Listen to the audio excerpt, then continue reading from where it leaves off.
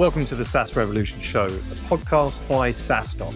Here we interview SaaS founders from around the world who've been there and done that, as they share the ins and outs of how they built their businesses, their operations, their path to securing investment, and more. Our mission with the podcast is to help you, the founder, learn how to scale your SaaS, maintain your well-being, and navigate the complexities of this ever-changing industry. I'm your host, Alex Theuma, and together we'll explore the good, the bad, and the ugly in the journey to SaaS success.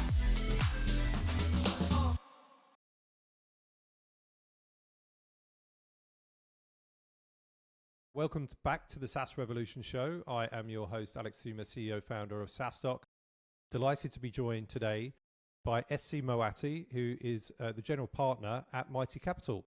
Welcome, SC. How are you doing? Great. Thanks for having me, Alex. Yeah, good to have you. Yeah, good to have you on the show. Nice and early on the West Coast, the US, right? 7:45, I believe. Yes, it's 7:45, but I'm an early bird. I wake up at 5. Yeah, so 7:45 in the morning. Typically, would your working day start at like 8 o'clock, or what time? How much work do you get done, perhaps before 8? I'm caught up on email, ready to go by generally 7:30. I wake up at 5 so that I can do the morning routine, exercise, self-care. I have 2 cats, and so get some cuddles in as well. Start the day on the right foot. Out of curiosity, morning routine, what would that look like? Anything interesting to share? Yeah, so both my husband and I are in tech, and we both wake up around 5. And then, like I said, it's like a little bit of cuddle with the cats, and then straight into have sort of a exercise, wellness practice with strength and running and yoga. So the mix of the day, and then catching up on email, catching up with sort of personal stuff first thing in the morning. And then meetings will start. I generally have a lot of meetings straight up like around 7:30 through sort of mid-morning. Okay. Yeah. Catching up with folks on the East Coast and folks in Europe as well. Yeah. I think, like I mentioned, I used to get up at 5, but have now shifted it to 6. But I've gotten out. I always used to work out in the morning to 30 minutes, sometimes a bit more, and it really kind of helped. A great way to start the day. Now I've actually shifted that to, I do a walk every day with my dogs before work starts, but at lunchtime I am now doing my exercise, and I find that it just gives me that additional boost in the afternoon. So using the lunchtime to do the exercise now. But moving away from morning routines, we haven't got to know quite yet who you are and who the guest is. So let's start with that question. Who is SC Moatti? Yes. Well, I was born and raised in Paris, in France, and studied electrical engineering there.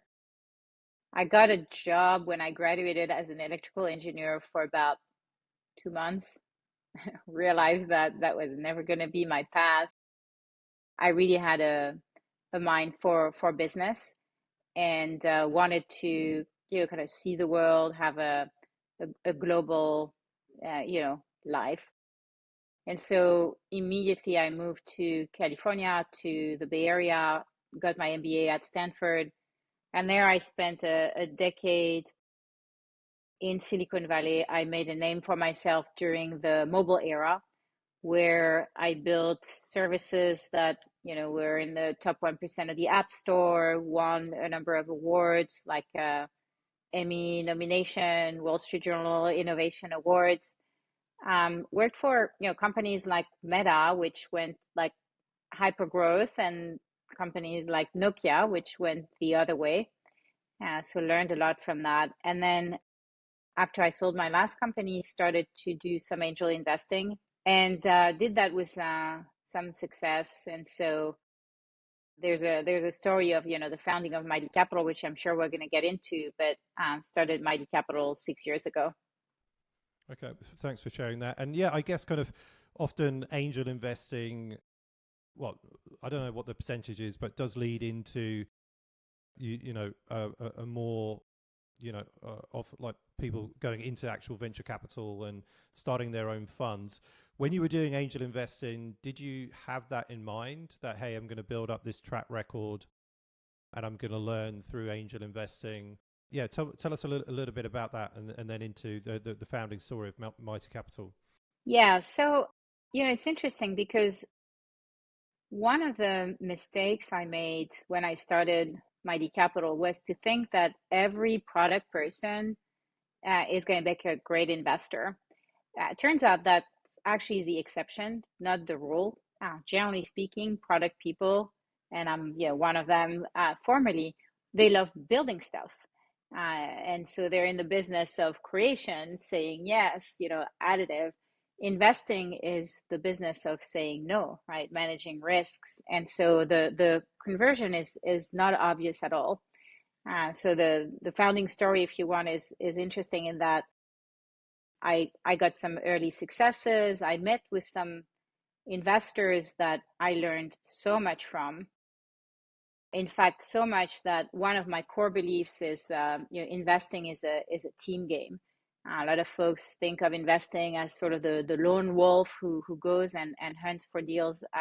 That's not at all how we look at investing. It's very collaborative. It's very much putting a team at the disposal of our founders. And then the other thing is, because it's such a non-obvious transition from being an entrepreneur or an operator to investing, I actually started teaching. I love teaching, and I do that generally to also learn and become a master at a topic. So I started teaching early stage investing at Stanford, and realized that a lot of people go into investing first by writing checks. And so by the time they become good, they've lost a lot of money. The course really, I hope, helped a few hundred people make money from early stage investing. In parallel to doing all that, so learning about investing, which is very long cycles, I was also at the time, because of the reputation I had developed as a product manager, I was invited to write a book on what makes a great product, which is right here. It's that yellow book here. And that book did well, became a bestseller. But more importantly, as I was writing this book, I was interviewing my peers at the time, product managers, to get their perspective on what makes a great product. I was hosting nerd dinners on products. And that became a community that I incorporated as a non-for-profit, which today is a large network that engages 500,000 product managers. There's a CEO and a team of 10 or so people who run it. But the point is, these product managers, they started to bring me a lot of investment opportunities. And one thing led to another. I not only learned to be good as an investor from the folks I met who taught me so much, but I also got a lot of deal flow. Yeah. And so I became really excited and good at investing. Briefly joined an old school VC firm, realized that if I applied my product mindset to venture capital, it was an industry that was so ripe for disruption. People still do things the way they did it 50 years ago. It's a bunch of dinosaurs there. And so I started Mighty Capital with my fellow GP to disrupt the venture capital industry, and so far so good. Amazing. And I didn't know that. It's a really cool to hear. And you do see that, whether it's commonly or not, that people that build these great communities, then may move into venture capital, and either, as you say, having the community as the deal source flow, or actually the community involved as well as part of the LPs as well. And was that the case in with the first fund for Mighty Capital, in terms of the LPs? Did you include some of the community members within that?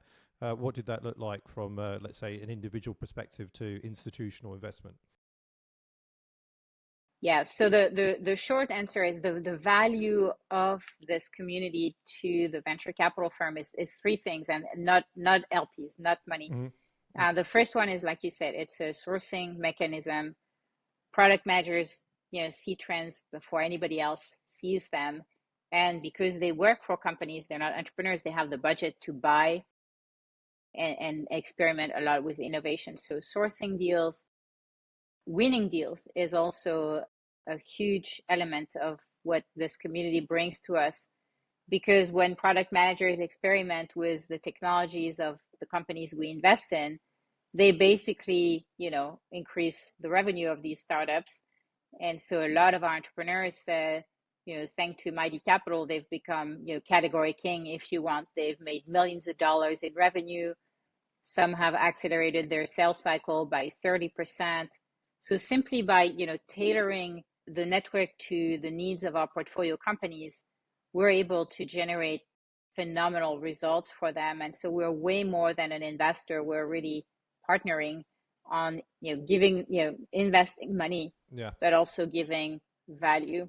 And then the third element that's super valuable to Mighty Capital is, capital efficiency. And if you've tried to raise money from venture capitalists, like old school, dinosaurs, they're going to, host you in their marble offices, and you're going to be, sort of wooed with a lot of, waste, right? Not really the entrepreneurial spirit that they preach.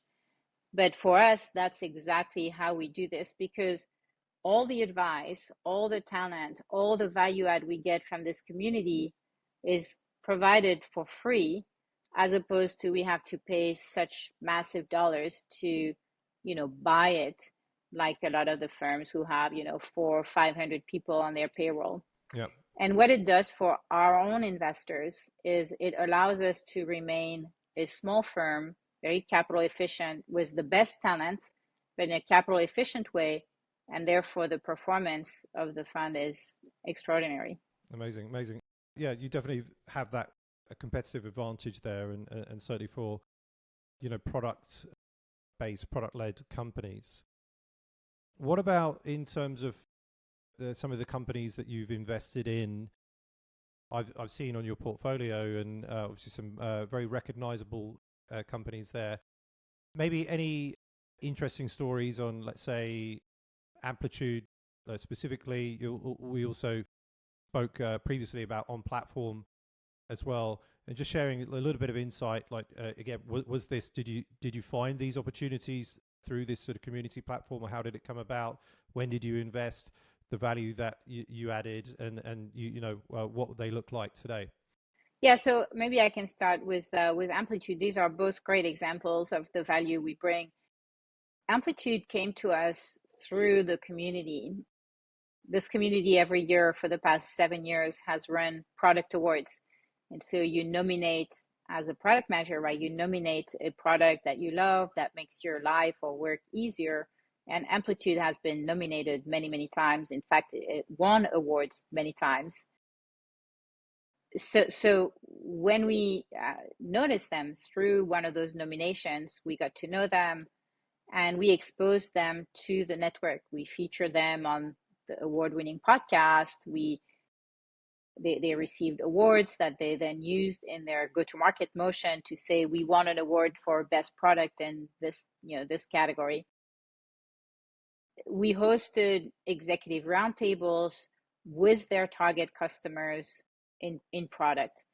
And so as a result of that, the CEO says that we've accelerated their sales cycle by 30% and generated millions of dollars in revenue. Now, when you do that, at an early stage, you're really helping these companies move along. And so even though it was a very hard round to get into, Amplitude, Benchmark was in there, IVP, Battery alongside with us. Spencer held on to, us as investor, and then Sequoia came on board. The company went public in 2021 with a $5 billion market cap and is still perceived as an innovator. And what I love about them is there's also, David and Goliath story, because they directly compete against Google Analytics, which is, the free product with infinite distribution. You think it's impossible to beat them. And here is, public company now delivering more value with initially zero distribution and a paid product. So it's such a great story. Amazing. What about on platforms? So again, I think this is a generative AI company that I think last year crossed roughly 100 million ARR. Again, maybe it'd be interesting to learn a little bit about that. Yes, this is another great company, and in our second fund, half of our investments are in AI, but none of them in the last couple of years since the Altman OpenAI hype. Mm-hmm. So we through that platform, that's another way that we're really early to market as investors. Anyway, so Game On, we met them the same way. They were nominated as a potential award recipient. And once we started to get to know them, it was such an interesting value proposition, which at the time was completely novel, to create a communication platform that was powered by AI to engage sports fans with the sports teams that they love. And so they were a vertical play with really high penetration in their industry, and they wanted to become a platform. And so we introduced them, like the value we brought, right, is we introduced them to a number of brands in e-commerce, in entertainment, in luxury brands. I'm talking about brands like Neiman Marcus and others, which they signed. And a couple years into this, they rebranded themselves as On Platform because now they've become a platform.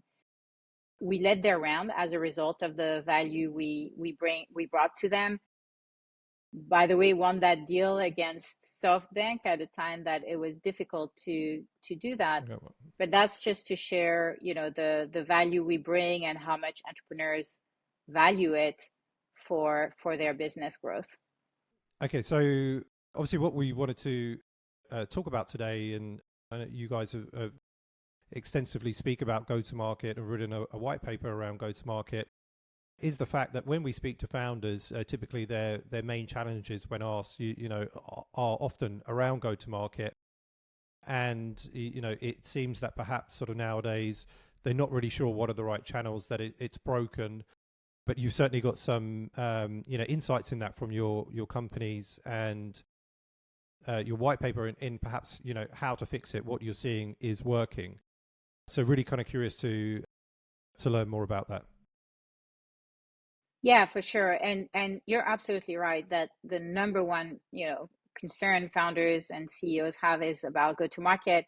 And rightfully so, because the traditional go-to-market, it used to be, and I'm simplifying, of course, but for enterprise go-to-market, first you send a bunch of emails. Now that's gone because with AI, you can no longer send emails that actually get read. I get 500 or sometimes 1,000 a day. I'm sure, Alex, you get a ton as well. Yeah. So AI has basically killed the email channel. And then after those emails, you call people, say, hey, did you get my email with your, SDR teams? And that's gone because of COVID, right? People don't have offices with phones that they pick up anymore. And so that's also gone. So your entire top of the funnel vanished in the last 5 years. And so how do you build your funnel back? Well, one is through communities like yours or communities like ours, which is a very effective way to get engagement. And two is through your own product-led growth being sort of a tip of the iceberg use case of that example, which has a lot of limitations. We can talk about that. But really what we're seeing is product first enterprise sales, which is saying, I'm going to build a sales force that sells to product managers. And that's another massive shift that's happening also since the past 5 years, which is inside large enterprises, so the buyers of most enterprise companies. Yeah. The product function is now so important because it drives digital transformations. And so the budgets for products have exploded. They are the ones who are deciding what to buy, what to bring into the organization. And marketing budgets are shrinking, engineering budgets are shrinking, finance budget are shrinking, but product budgets are increasing. So the question entrepreneurs are asking themselves is, how do I sell? What's the playbook? right, to sell to these product VPs, Yeah. director, which is interesting because when you talk to product folks, what they love is they love good products. I mean, that's their nature. And so it's that idea that the best product wins is actually becoming a reality, because when you sell to product people, they want to make sure you have a good product that's going to nicely integrate in their stack. And we can talk about what makes a good product, but that's what wins right now. Amazing. And so I think you're absolutely right in, and what we saw last year was that marketing budgets are generally, like, they've really shrunk. And I met with a number of founders that attended SaaStock in Dublin, and some of them hadn't really won any new business at all that year, right? And they were really, really struggling. And then I saw a shift in the market again from speaking to the customers that, oh, the marketing budgets are not there, so now we're going to sell to the CFO. Right. And the CFO is the person, controlling the budget, ultimately at the top. And so we've seen a lot of customers kind of shift to that and say, hey, do you bring CFOs to SaaStock? Because if you do, we're really interested in that. So actually, from what you're saying and selling to the product manager, again, it makes a lot of sense. Are you, obviously you're saying what you're seeing and hearing and sharing that, but would that be then fair for everybody that's listening right now who's selling to, you're trying to get into the marketing budget or trying to sell the CFO, that they should be looking at selling to the product manager? Yes, absolutely. So this is what I see, Yeah. right? It used to be, right, in the early days of tech, like Yeah. 50 years ago when venture capital and tech was first started, that the mantra was like Don Valentine at Sequoia saying, find new markets. And that was because at the time, tech had zero market penetration. There were very few choices. And so customers were basically picking up what was available on the shelf. And so it was a marketing play. Mm-hmm. If you can get into a new market, if you can get it in hands of customers, they're going to buy it because they're gullible. They don't have options. But now we don't live in that era. We live in an era where tech is mostly monopolies, right? It's like the FANG, the Magnificent Seven, whatever is the flavor of the day. So tech are virtual monopolies. And so a product gets adopted not by people telling you it's a great product, marketers, like customers are very skeptical of that, but by other customers saying, this is a great product, it's been helpful for me, it's brought me ROI.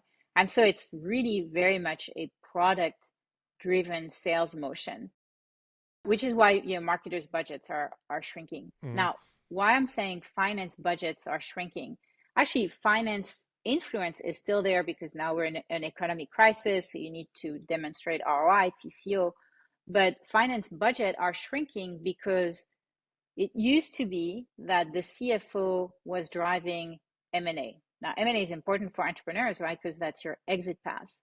But what was happening, or what has been happening in an organization, is, say, CFO buys a company and says, oh, please, here, product team, find me some synergies between your team and this new product team that we just acquired.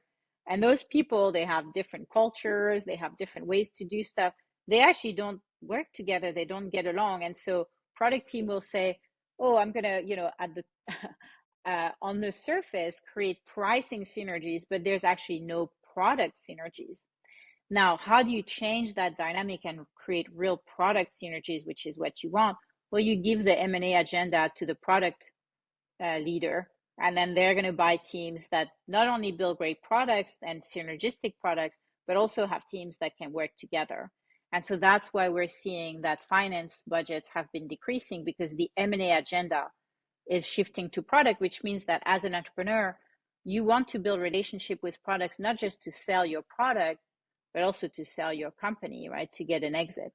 Yeah, no, very interesting. And a question on the community side of it, right? And building the community, and then I guess ultimately probably selling within to the community. So let's say if everybody should be thinking about and selling to product managers, in that case, is everybody going to start building product manager communities? And then, like, which ones do you join? Is it going to be a saturated market of communities for product managers? So, like, any thoughts around that and ways to differentiate? I hope everybody creates product communities, and my goal is products gonna take over, become the most important function in business. So I hope that happens. Now, I think what you're asking is, if you're an entrepreneur and you're looking to find the right community to sell into, how do you pick and choose? And so you really want to match your product with your buyer, right? And in some situations, you're going to have what people call product-led growth, which is products going to get adopted from the bottoms up. And that means that any community that's really large, right, has a lot of eyeballs, you're going to like look to find those for conversion. That's generally the exception to build a venture type business. It can be successful to build maybe lifestyle businesses in some scenarios. But if you want to build a business that's going to be, scalable, you generally have a higher price point. And so you want to target director level, VP level. Sometimes even if you're, selling like massive, like for example, selling massive projects or infrastructure implementation, you're targeting the C level. And so you want to make sure that the communities you're targeting have the right level of seniority is the first criteria. And then the second key criteria is product is now across every industry. It used to be that it was only or mostly in tech, but now it's everywhere. It's in fintech, in retail, in healthcare, in manufacturing. And so for your particular product, for this particular year or cycle you're in, depending on the verticals you target, you want to think about like what's the right community. So it's basically more complex than just product. I want to give you a sense for the growth that we're seeing as well. We track the number of Fortune 1000 that appoint a chief product officer. And this number in 2020, just before COVID, was 3%, i.e. very few. Yeah. The number in 2023 was 30%, right? So 10x in 3 years. That's just to give you a sense in that kind of large category of Fortune 1000, how important product has become. And therefore, how important it is for every entrepreneur to be selling to product folks. Yeah, awesome. No, thanks for sharing that. Yeah, super interesting, and also a lot of food for thought given, again, especially like with the SaaStock community, that typically we're bringing, buyers and sellers together, but one person that's not necessarily always there is that product person. So, something for us to think about as well if SaaS is shifting that way. Let's move into the quickish fire round now, SC. So what one thing has moved the needle the most for you in your career? A lot of it is mindset. So if people ask me what's the advice I can give them, I will say, like, you are ready. Yeah. What is the biggest failure you've made and lesson learned? Okay, so biggest failure and lesson learned is stop too early, not keep pushing, right? Yeah. What about hardest thing about being a VC? The context switching. And have you a favorite book on business? And if so, what is it? Of course, I will say a plug-in for mine, but I'm also a huge fan of Geoffrey Moore, Crossing the Chasm. I had several opportunities to work with him and really respect what he built. And then for team and culture building, I'm a huge fan of the Enneagram framework to understand different working styles and build a great culture. Awesome. Yeah, we managed to get actually Geoffrey Moore to speak at one of our virtual events during COVID, and that was a real highlight as well. And as we wrap up, obviously you'll be at SaaStock USA in Austin this May. You'll be speaking there. Very looking forward to meeting you in person and watching your talk. What are you speaking about, if you know already? And, also like Austin, what are your thoughts on Austin as a city? Anything you like about it? Why should people come? Yeah, so I love Austin. I've been there many times. What I particularly love is how friendly and welcoming people are in the city. And then, who can escape enjoying some of those amazing barbecues? That's really a treat. And then what I'm speaking about, so I'm doing a keynote on what makes a great product specifically for building AI products. And then I'm also going to be doing a workshop on planning for exits. Awesome. Well, really looking forward to watching that talk, seeing you there, and getting 1,500 SaaS founders and investors together in the wonderful city of Austin, May 13th to the 15th. Finally, SC, where can people find you online, and where can they find Moatti Capital also? Yeah, so I'm really easy to find. You can reach me by email, sc@moatti.capital. You can check out our website. It's also moatti.capital. And then I'm very active on LinkedIn as well. So feel free to reach out. I respond to LinkedIn outreach most. Awesome. Well, thank you so much, SC, for joining the SaaS Revolution Show today and sharing with the SaaStock community. Looking forward to seeing you at SaaStock USA in May. Thank you so much, SC Moatti from Moatti Capital. Looking forward to it. Thank you.